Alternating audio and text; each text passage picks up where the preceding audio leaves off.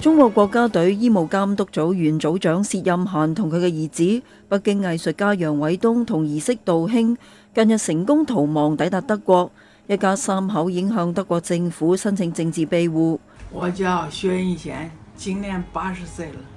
在國家體育總局當了36年的醫生，CD醫生。因為在20世紀80年代就開始反對中國國家隊運動員吃興奮劑，因此我遭到了迫害，全家弄得我家破人亡。喺過去數十年間，薛任嫻因為對抗中國體制嘅黑暗，拒絕執行官員下達強迫運動員使用興奮劑嘅指令，並且揭發當局大規模使用興奮劑醜聞而遭到迫害。佢向本台透露，從1978年起被賦予政治使命嘅中國體育開始進入咗興奮劑時代。1978年10月11號，國家體委副主任陳憲在全體大會上說，外國運動員都使用興奮劑，為什麼中國運動員不能使用興奮劑？讓我們研究在運動員身上使用興奮劑。以後呢，就是派一個大夫叫陳章豪，79年4月到6月份去法國學習興奮劑如何在運動員身上使用。回來以後呢，就大會小會宣傳，要消除疲勞，要吃興奮劑。80年代至90年代，全國範圍之內的都在用。因為國家隊當時有11個隊，國家隊的叫訓練局的局長、黨委書記李福榮，他就布置全體都吃。你反對他就是反對政府，反對他就是反對黨。官員靠興奮劑催生出嘅成績獲得升遷，一啲80年代攞過國際金牌嘅知名運動員，從最初嘅受害者變成咗既得利益者。喺利益同官職嘅刺激之下，使用興奮劑大行其道，反對嘅就遭到排斥同報復。喺薛任嫻企出嚟抵制之後，前國家體操隊總教練宋子玉亦都成為佢嘅同盟軍，兩人先後被免職。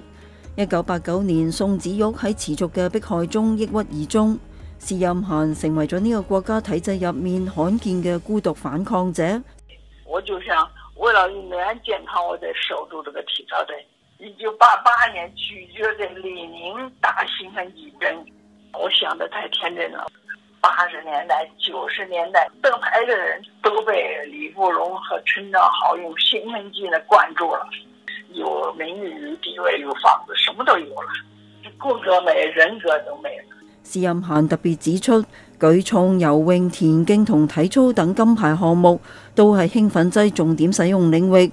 1986年漢城亞運會上面，中國羽毛球選手李玲蔚爆出使用興奮劑嘅醜聞。喺1994年嘅日本廣島亞運會上面，中國游泳隊多名隊員藥檢呈陽性。2000年悉尼奧運會開幕前1個月，田徑隊獲奧運參賽資格嘅7名運動員當中，6個人證實服用咗興奮劑，或者有強烈嘅服用禁藥嫌疑。作為中國體育興奮劑黑幕嘅見證人，讓當局嘅體育政治公信力破產。為此，當局惱羞成怒。2007年，楊偉東嘅父親楊克彤剛剛做完手術，國家體育總局就揾人上門圍攻。楊克彤喺當年12月辭世。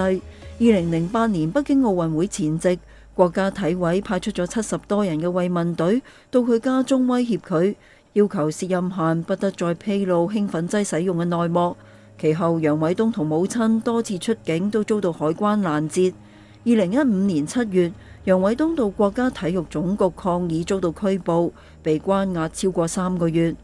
去年5月，病重嘅薛任嫻就醫嘅時候，喺當局嘅指令之下，醫院故意拖延佢嘅治療，使到薛任嫻嘅生命隨時可能遭遇危險。喺咁樣嘅背景之下，一家人喺外交幫助之下離開中國。國保同警察多次到家中搜查，試圖查抄薛任嫻數十年間流傳嘅68本工作日記。慶幸嘅係喺薛任嫻出國前嘅數個月，呢啲日誌同其他黑幕資料已經經特殊渠道安全咁運送到德國同其他啲國家。楊偉東向本台表示，母親同佢嘅心願就喺自由國度裏面公開呢啲真相，為嗰啲興奮劑嘅受害者，亦都為自己尋找一種公正。佢會同母親親自到國際奧委會，向奧委會主席羅格提交呢啲資料。去年喺歐盟駐北京使館嘅一次活動當中，施欽嫻已經委託歐盟駐華大使史偉向羅格轉交信件。從80年開始，你就查中國有多少個得金牌的，多少個得完金牌以後在國家隊當教練的，他們就一脈相承，他們都在做同樣的事情。他一直就是想讓我閉嘴嘛，他現在呢就一直在尋找這日記到底在哪。我們出來其實到德國來，一是逃亡，第二也就我們是要就找一個公平，讓大家全世界知道中國做了些什麼，讓全世界都知道誰是小偷，誰不在守規則。這榮光是靠吃興奮劑騙來的嘛？